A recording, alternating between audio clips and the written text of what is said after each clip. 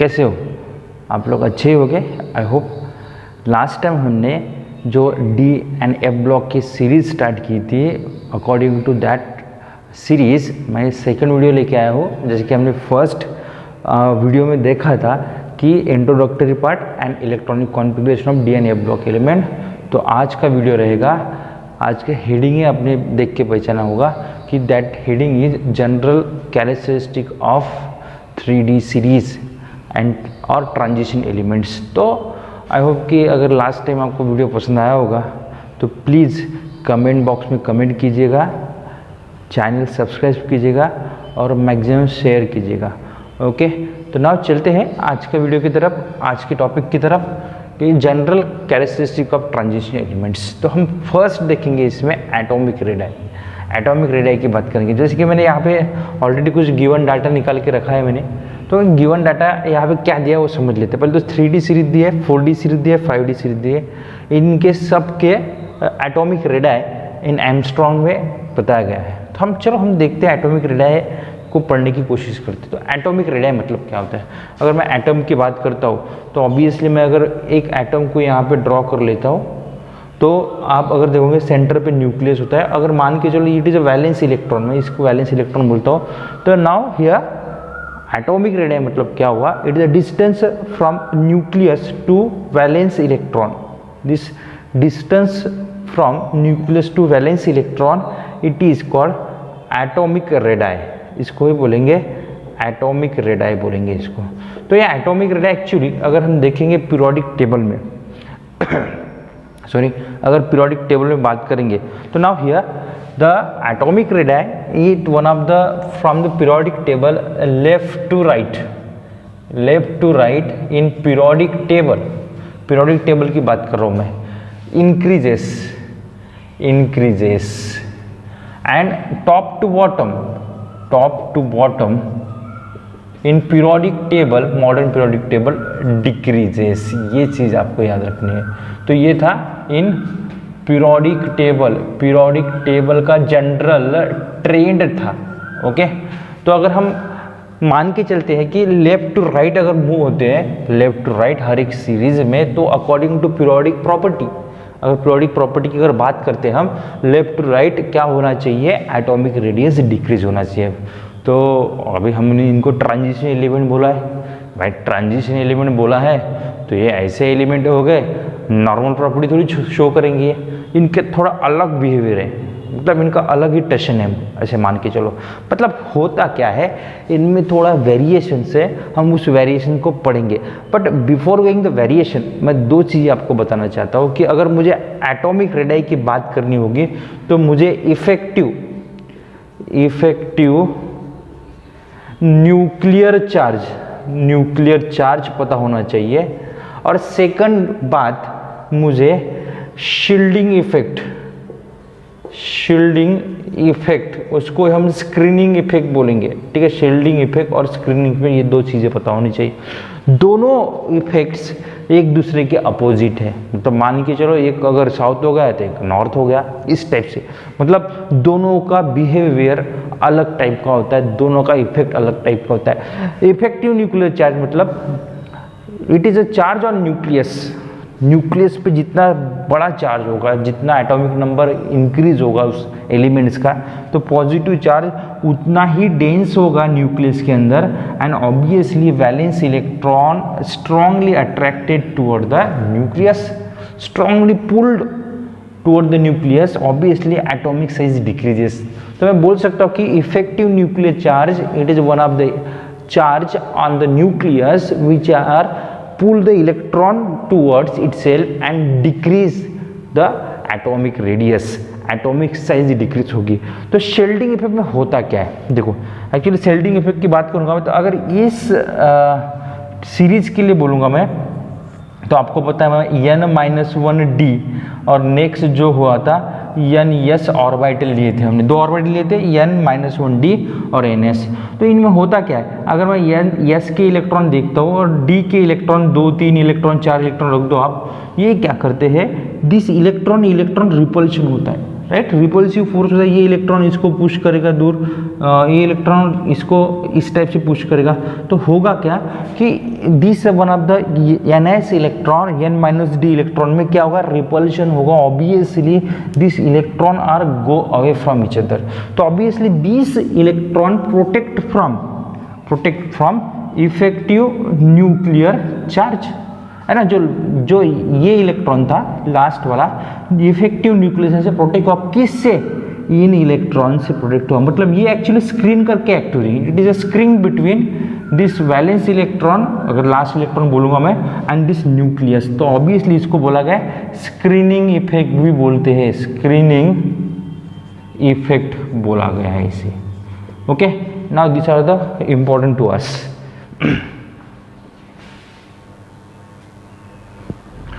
Okay, तो now screening effect इसको बोला गया है, तो प्लीज़ अगर आप नोटबुक और पेन लेके बैठे होगे तो प्लीज़ इसको नोट डाउन कीजिए, वीडियो स्टॉप कीजिए, और अगर आपके पास पेन नोटबुक नहीं होगी, आप वीडियो देख रहे होगे, तो इसका स्क्रीनशॉट भी ले सकते हो आप। ओके, बट स्टिल कि मैं आपको फिर से बोलूँगा कि आपको अगर मेरा वीडियो पसंद आ रहे हो कि सीरीज़ में जैसे बना रही है, कोऑर्डिनेशन कंपाउंड की सीरीज़ बनाई थी, अभी this one of the D और एफ ब्लॉक की सीरीज़ में बना रहा हूँ, तो प्लीज़ कमेंट बॉक्स में कमेंट कीजिएगा और सब्सक्राइब कीजिएगा। चलो आगे चलते हैं। आई होप कि आपको दो चीज़ें समझ में आई होगी कि इफेक्टिव एटॉमिक नंबर क्या करेगा, साइज को डिक्रीज करेगा, और शेल्डिंग इफेक्ट क्या करेगा, मतलब स्क्रीन इफेक्ट क्या करेगा, साइज को इंक्रीज करेगा। मतलब स्क्रीन करना मतलब इलेक्ट्रॉन में रिपल्शन होना, दूर ढकलना, इस टाइप की बात होगी।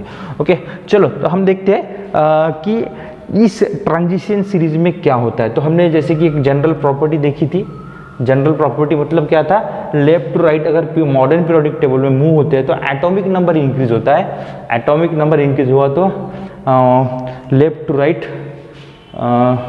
Sorry this one of the, यहाँ पे थोड़ा गलत हुआ, ये होना चाहिए left to right atomic size decreases, ये ऐसा होना चाहिए, atomic size decreases and top to bottom atomic size increases like this. Okay, तो इस टाइप से होना चाहिए, एटॉमिक साइज डिक्रीज, इसको आपको थोड़ा करेक्ट करना होगा, मैंने इसे यहाँ पे इंक्रीज और डिक्रीज लिखा था, उल्टा हो गया, तो ये करेक्ट हो गया अभी। ओके, तो ना अभी क्या होगा, देखो in periodic table left to right जाएंगे तो हम ऐसा सोचेंगे कि स्कैंडिनियम की साइज बड़ी होगी, वैसे छोटी होते होते titanium, vanadium, chromium, manganese, zinc की तरफ थोड़ी कम होनी चाहिए। ओके, सेम ट्रेंड किसने फॉलो करना चाहिए, 4D सीरीज ने, सेम ट्रेंड 5D सीरीज ने फॉलो करना चाहिए।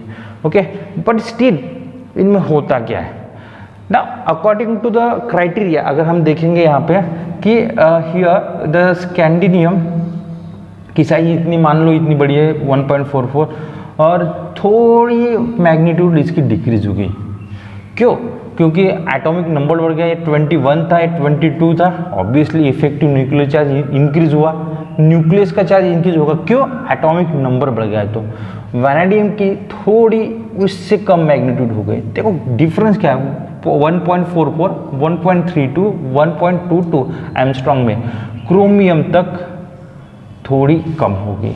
ओके, नाउ अगर हम देखेंगे क्रोमियम तक, अगर आप इलेक्ट्रॉनिक कॉन्फ़िगरेशन में देखेंगे, ये D1 सिस्टम था, D1 सिस्टम था, ये D2 था, ये D3 था, और ये D5 सिस्टम थी।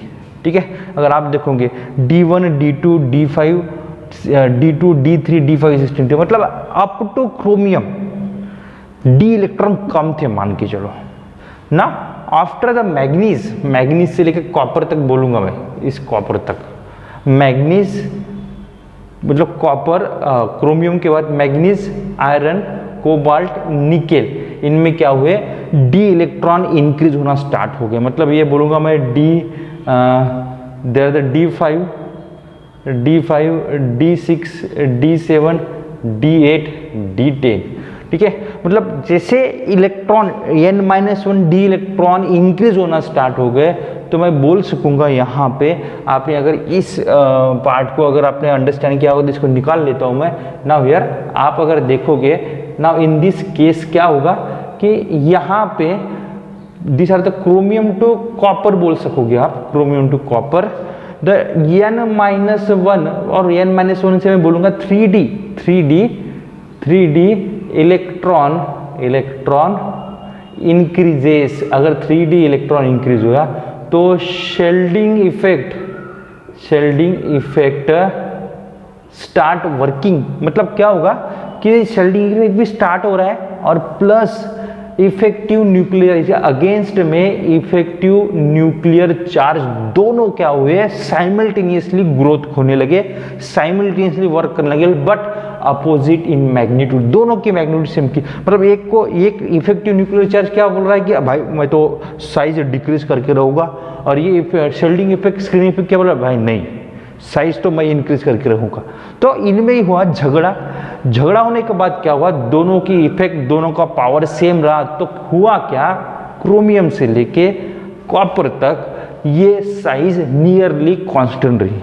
क्रोमियम से लेके कॉपर क्यों कांस्टेंट हुई, क्योंकि शील्डिंग इफेक्ट और इफेक्टिव न्यूक्लियर चार्ज दोनों की मैग्नीट्यूड सेम थी बट अपोजिट थी, अपोजिट साइन था। ओके, तो लास्ट में हुआ क्या, लास्ट में साइज सडनली इंक्रीज हो गई, क्यों, क्योंकि ये डे 10 कॉन्फ़िगरेशन था और यहाँ पे क्या हुआ कि शेल्डिंग इफेक्ट बहुत ज़्यादा हुआ, किससे, इफेक्टिव न्यूक्लियर चार्ज से। Obviously this size are at the end of series increases. तो एक सिंपल सा ट्रेंड था।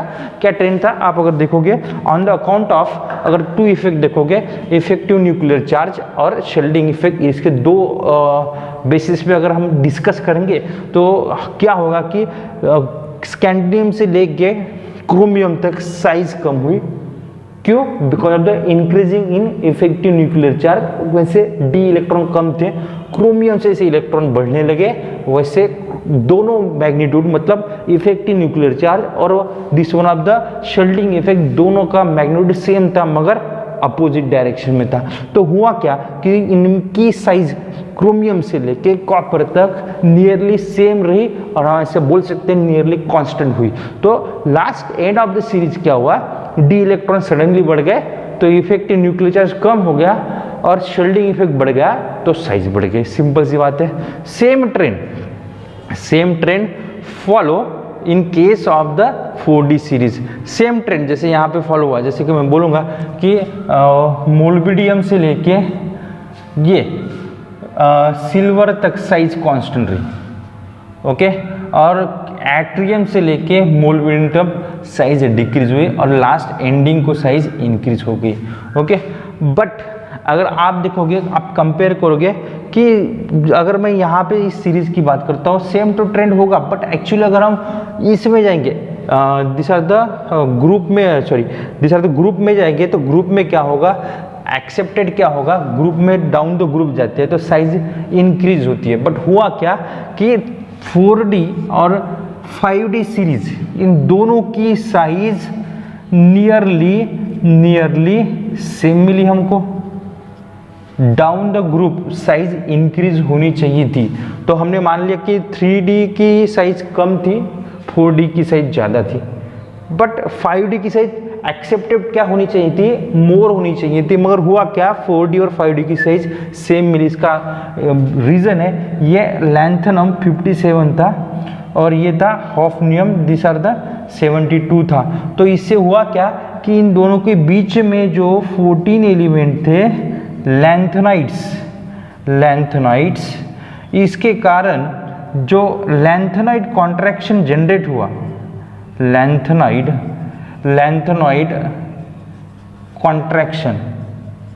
कॉन्ट्रैक्शन जो जनरेट हुआ, because lanthanide contraction the size of 4D and 5D series nearly equal और सेम रही। ये चीज़ इंपॉर्टेंट है, ये चीज़ आपको काम में आएगी। आपको ऐसा पूछा जाएगा कि वाई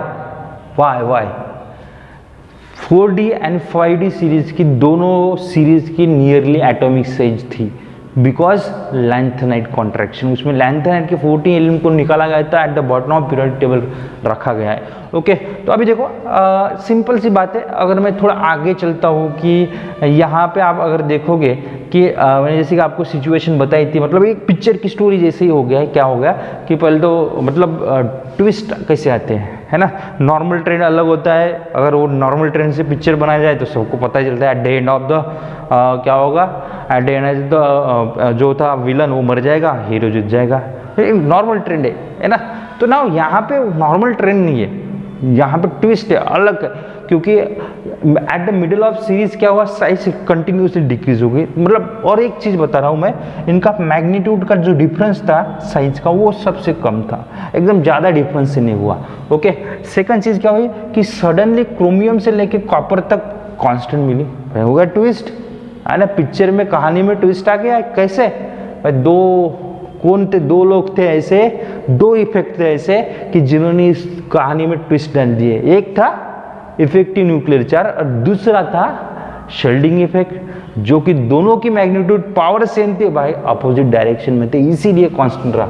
और एंड ऑफ सीरीज में क्या हुए, एंड ऑफ सीरीज में सडनली शेल्डिंग इफेक्ट बढ़ गया, स्क्रीनिंग इफेक्ट बढ़ गया। This one of the atomic रेडे आपको समझ में आया होगा, तो प्लीज़ आप इसका स्क्रीनशॉट लीजिए। सिर्फ आपको याद रखना है कि 4D और 5D सीरीज की कहानी, इस कहानी में एटॉमिक रेडिया सेम था, उसका एटॉमिक उसका बिकॉज ऑफ द रीजन था लैंथेनाइट कॉन्ट्रैक्शन, क्योंकि यहाँ पे जो 14 एलिमेंट थे उनको बाहर निकाला गया था उससे। ओके, चलो जैसे हमने एटॉमिक रेडिया को समझ लिया, अभी हम देखेंगे आयोनिक रेडिया। तो आयनिक रेडिया मतलब ऑब्वियसली सेम एटॉमिक रेडिया का ट्रेंड होगा यहाँ पे, बट आयन के फॉर्म में अवेलेबल होगा। मतलब अगर मैं आपको बता दूँ, फर्स्ट ट्रांजिशन सीरीज की बात करता हूँ, जो अगर कॉमन ऑक्सीडेशन स्टेट बोली जाए फर्स्ट ट्रांजिशन सीरीज के लिए, तो +2 है। जैसे ऑक्सीडेशन स्टेट, ये भी प्रॉपर्टी हम नेक्स्ट टॉपिक में देखने वाली है। तो scandium +2, titanium +2, vanadium +2, chromium +2, manganese +2, iron +2, cobalt +2, nickel +2, copper +2, इनके कुछ डाटा दिया है। Ionic radii in angstrom data दिया है। तो आप देखो ये सेम ट्रेंड फॉलो करेगा। मतलब क्या होगा, दिस आर द स्कैंडियम से लेके दिस क्रोमियम तक +2 तक, ये क्या होगा, डिक्रीज होगा, डिक्रीजेस। और दिस अगर हम क्रोमियम से मान लो, क्रोमियम से लेके कॉपर तक, ये क्या होगा, नियरली सेम रहेगा। ठीक है, सेम ट्रेंड, एटॉमिक रेडिया का सेम ट्रेंड। बट स्टिल होगा क्या, अगर मैं कंपैरिजन करता हूँ कि सेम एलिमेंट में डिफरेंट ऑक्सीडेशन स्टेट की बात करता हूँ, तो आप देखोगे कि ionic radii decreases with increase in charge on the ion. अगर चार्ज इंक्रीज होता है तो आयोनिक रेडिया डिक्रीज। अगर मान लो कि +3 Fe+3 Fe+2 है, तो ऑब्वियसली इनमें क्या हुआ, चार्ज +3 ज़्यादा था +2 से, तो ऑब्वियसली इसका एटॉमिक रेडिया कम था। मतलब देख लो 0.64 एंगस्ट्रॉम था Fe+3 का, यहाँ पे Fe+2 का कितना है, 0.76 एंगस्ट्रॉम आ गया। ओके, सेम यहाँ पे क्या होगा, निकेल +3 0.62 था, उससे ज़्यादा मिलेगा हमको निकेल +2 0.72। जितना चार्ज कम उतना आयोनिक रेडिया ज़्यादा, उसके अपोजिट हम बोलेंगे जितना चार्ज ज़्यादा उतना आयोनिक रेडिया कम हुआ। ओके, जैसे कि मैग्नीज +3 की बात करेंगे, अगर यहाँ पे 0.66 एंगस्ट्रॉम था, मैग्नीज +2 में देखा वो 0.8 एंगस्ट्रॉम था। तो सिंपल सी था यहाँ पे कंसेप्ट के एटॉमिक और आयोनिक रेडिया में सेम ट्रेंड था, मगर इसमें अगर हम चार्ज की बात करते हैं तो चार्ज इंक्रीज होगा। मतलब चार्ज इंक्रीज हुआ, एटॉमिक चार्ज अगर इंक्रीज होता है, आयोनिक चार्ज इंक्रीज होता है, तो साइज उसको हम रेडियस बोलेंगे डिक्रीज होगी। सिंपल सी बात है ये वाली। Now this one of the important to us, तो इसको नोट कीजिए, स्क्रीनशॉट लीजिए। हम नेक्स्ट चलते हैं, नेक्स्ट इंपॉर्टेंट टॉपिक है आयोनाइजेशन एंथैल्पी। चलो हम आयोनाइजेशन एंथैल्पी की तरफ चलते हैं। Now here next one is that ionization enthalpy.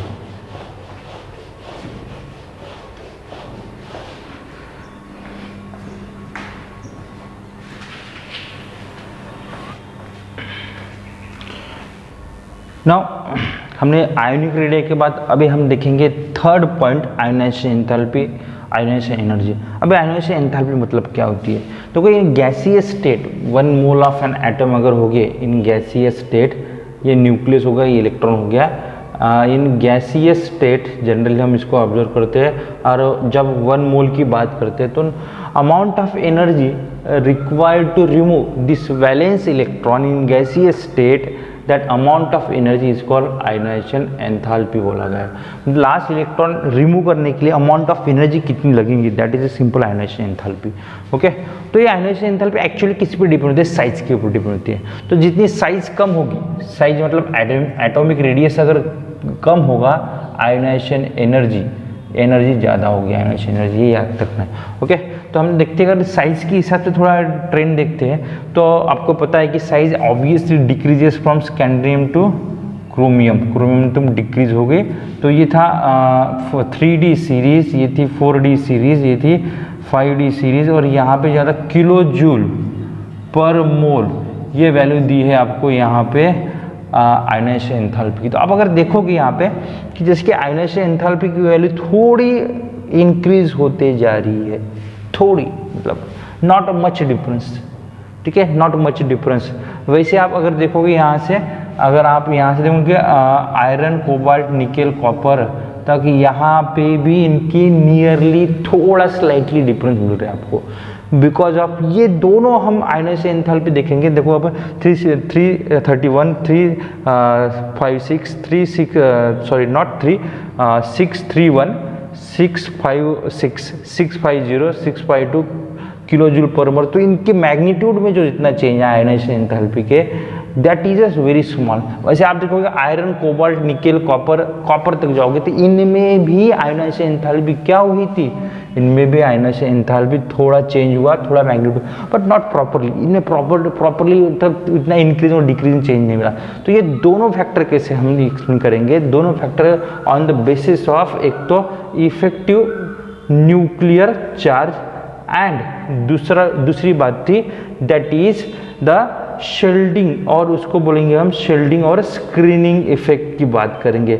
दोनों एक दूसरे को न्यूट्रलाइज कर देते हैं, इसीलिए न्यूट्रलाइज कर देते, इसीलिए हम मान के चलते हैं इनमें थोड़ा बहुत सिमिलरिटी आ गई, किसमें आयनाइजेशन एंथैल्पी, बट स्टिल इनमें अगर हम देखेंगे साइज के हिसाब से तो ये प्रॉपरली, मतलब मैग्नीट्यूड कम उनका डिक्रीज हुआ साइज में, इसलिए आयनाइजेशन एंथैल्पी की वैल्यू उतनी कांस्टेंट रही, ऐसे मान के चलते हम। ओके, और suddenly last end of the series क्या हुआ, हमको पता ही है, साइज बढ़ गई, ठीक है, साइज बढ़ गई, ठीक है, मगर अपन यहाँ पे D10 कॉन्फ़िगरेशन था, D10 के कारण स्टेबल कॉन्फ़िगरेशन था, यहाँ से इलेक्ट्रॉन निकालना डिफिकल्ट जाएगा। तो इसकी आयनाइजेशन एनर्जी जिंक की eight the end of high थी। और दूसरी बात, अगर मैं क्रोमियम की बात करूंगा, कॉपर की, तो सेकंड आयनाइजेशन एनर्जी, तो फर्स्ट आयनाइजेशन एनर्जी था, सेकंड मतलब क्रोमियम +1 की बात होती है, कॉपर +1 की बात होती है। तो D5 इसका कॉन्फ़िगरेशन होगा, इसका D10 होगा कॉन्फ़िगरेशन। अगर इनमें देखोगे आप तो actually D5 the half field कौन था, और ये फुल फील्ड था, फुल फील्ड ऑर्बिटल थे, दोनों स्टेबल कॉन्फ़िगरेशन थे, स्टेबल। तो इनकी सेकंड आयनाइजेशन एनर्जी हाई रहेगी because the stable configuration. First में तो जो ट्रेंड था नॉर्मली वो तो आपको मिलेगा, पर सेकंड में क्या होगा, सेकंड में क्रोमियम +1, कॉपर +1 की आयनाइजेशन एनर्जी एक्सेप्टेड से ज़्यादा मिली because of the D5 and D10 configuration मिला।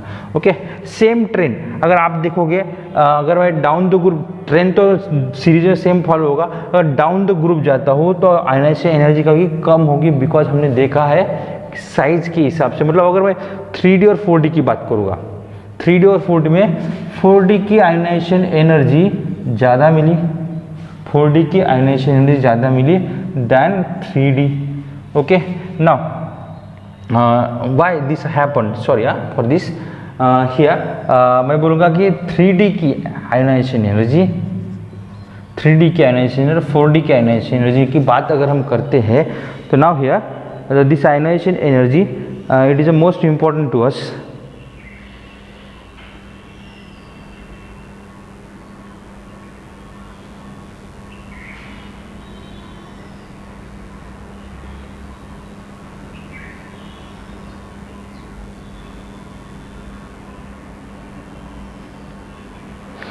तो 3D और 4D में क्या होगा, आयनाइजेशन एनर्जी 3D की एक्सेप्टेड से ज़्यादा होगी, मगर 5D की बात करेंगे तो 4D से 5D की आयनाइजेशन एनर्जी सबसे ज़्यादा होगी। क्यों, ऐसा क्यों हुआ, तो 5D में क्या हुआ, साइज तो क्या हुआ, साइज तो सेम था, किस में, इसके साथ 4D के साथ, 5D और 4D की साइज तो सेम थी, बट इनका एटॉमिक नंबर जो था बाय 32 यूनिट से इंक्रीज हुआ था, मतलब इफेक्टिव न्यूक्लियर चार्ज 5D का ज़्यादा था। क्योंकि पता है आपको, इनमें अगर आप देखोगे इनमें अगर 32 का डिफरेंस आएगा एटॉमिक नंबर में, तो ऑब्वियसली इनका atomic number higher than this atomic number 4D से। इसीलिए क्या हुआ कि 5D की आयनाइजेशन एनर्जी ज़्यादा थी किससे, 4D से, बट स्टिल कि 3D की आयनाइजेशन एनर्जी एक्सेप्टेड ज़्यादा थी देन 4D। तो 4D की आयनाइजेशन एनर्जी कम थी इस तीनों सीरीज में अगर बात करेंगे तो हम। ओके, सेकंड चीज़ अगर आप देखोगे, हम अगर बोलते हैं कि आपको पता है ये जो ट्रांजिशन एलिमेंट थे ये एस ब्लॉक और पी ब्लॉक के बीच में थे, ठीक है। तो obviously S block more electropositive था, पी ब्लॉक लेस इलेक्ट्रोपॉजिटिव था। लास्ट वीडियो में मैंने आपको ये चीज़ें बताई थी, जिन लोगों ने लास्ट वीडियो देखने होगा प्लीज़ लास्ट वीडियो देखिएगा। तो ऑब्वियसली क्या होगा, अभी देखो, तो अगर हम एक बात करेंगे इसमें जो थे, जो लो ऑक्सीडेशन स्टेट वाले थे, लो ऑक्सीडेशन मतलब लो ऑक्सीडेशन स्टेट जिनके रहेंगे वो आयोनिक कंपाउंड बनाएंगे इस सीरीज के, और हाई ऑक्सीडेशन स्टेट जिनके रहेंगे वो कोवैलेंट कंपाउंड बनाएंगे। Because of the what is the reason behind that, क्योंकि ये जो सीरीज थे ये किनके बीच में थे, एस ब्लॉक मोर इलेक्ट्रोपॉजिटिव और पी ब्लॉक मोर इलेक्ट्रोनेगेटिव के बीच में थी। तो एक सिंपल सा ट्रेंड था आयोनाइजेशन एंथैल्पी, इस टाइप से ट्रेंड हुआ। तो हम आज यहाँ पे रुकते हैं, नेक्स्ट वीडियो में और नए कैरेक्टर लेके आएंगे और नए कंसेप्ट लेके आएंगे जो कि आपको इस डी और ए ब्लॉक के कंसेप्ट क्लियर कर देगा। ओके, तो प्लीज़ लास्टली सब्सक्राइब कीजिए।